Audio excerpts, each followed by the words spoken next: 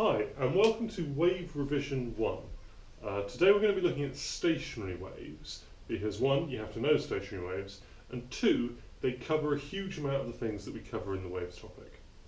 So, what is a stationary wave? A stationary wave is a wave that is stuck in place. So although it has many of the characteristics of a wave, it's not progressing through space, it's not going anywhere.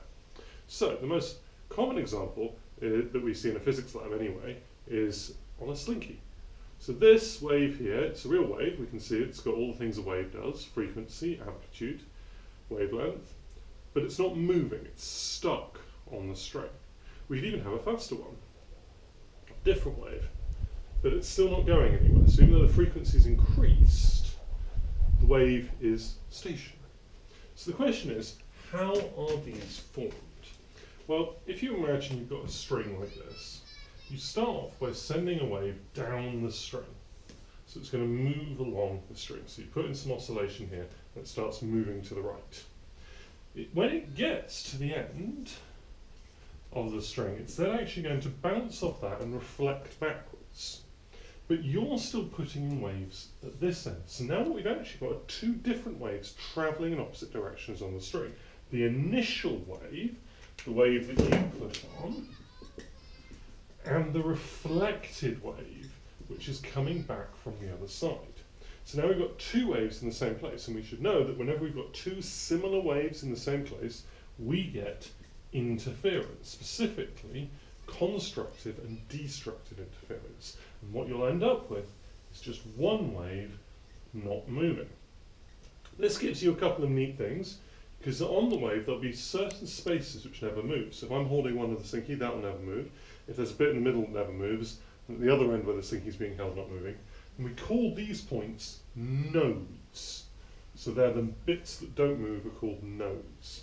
There are then going to be these parts here which are moving as much as possible, because this is going to be going up and down like that, and this is going to be going up and down like that. We call these antinodes.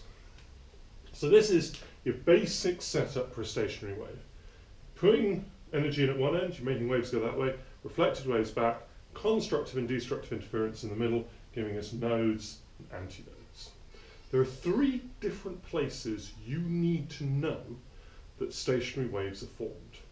The first is on a string. So it's very similar to what I was just doing with the slinky, and we see this on guitars, violins. Any stringed instrument will be vibrating with a stationary wave. The second is in a microwave. This is actually pretty neat. If you get a big plate of chocolate chips and you put it into the microwave, what you'll find is that they'll melt in pairs. So you'll get two chocolate chips melting like that, and then two on the plate like this, and two on the plate like this. And that's because they're two different antinodes of a stationary microwave inside the microwave. So they're where the maximal energy is. So if you just get a plate of chocolate chips put in about 10 seconds, you'll find only a very small number of them melted, and they've all melted in certain points in pairs equidistant apart. This is why your microwave rotates, so that the antinodes in the stationary wave inside are in different parts of the food. Because if you just kept it all stationary, you just get two really hot bits and the rest would be very cold. So that's why you have to move it round and round. So this is also why they tell you to stir your food, because it's only heating up where the antinodes are on the stationary microwave inside. This also means you can work out roughly what the wavelength of the microwaves inside your microwave are, and they tend to be about the size of the microwave. There tends to be about 1 or 2 waves inside there, so not very many, it's a similar wavelength to the actual size of it. So, the third place you need to know where standing waves form is in a column of air. If you've got a flute and you blow across the top, you actually create a standing wave inside the body of the flute. By holding down the valves, buttons, on the fluty things, you change the length of that column of air and thus change the note, and that's just how a flute works. So you're making a stationary wave, making a standing wave, but then changing the length of it. So there are 3 you need to know. The last thing you need to know about stationary waves, in this formula here, the frequency times the wavelength is equal to the square root of the tension divided by mu. Mu is just a measure of how thick the string is. It's measured in kilograms per meter, so for every meter of the string it weighed a kilogram, you'd have a mu of 1. Thicker strings obviously would have a higher mu. So this tells you it in general, but there's a neat little thing you can do with this equation. So there is, on a stationary wave, this idea called harmonics. You'll find that this slinky will only form a stationary wave in certain positions. So we can have a stationary wave like this, or if I go twice as fast, we can have a stationary wave like this.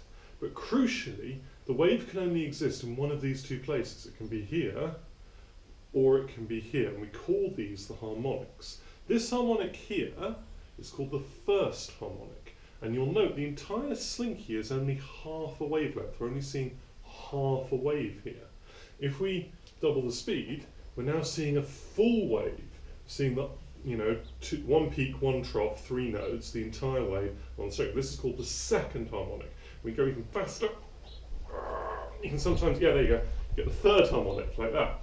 So these are our different harmonics we get on the string. They were actually discovered by Plato, and he realised the entire theory of music was based on these harmonics, by different vibrating patterns in the strings. And he thought, therefore, that music must come from the gods. It must be divinely inspired, because it was so mathematical in the way it was put together. So, if we know that frequency times wavelength is root t over mu, but at the first harmonic, when we've only got half a wave, the wavelength must be equal to twice the length of the string. Careful, this is an L, not a lambda. Then we can say that frequency times twice the length of the string is equal to root t over mu for the first harmonic.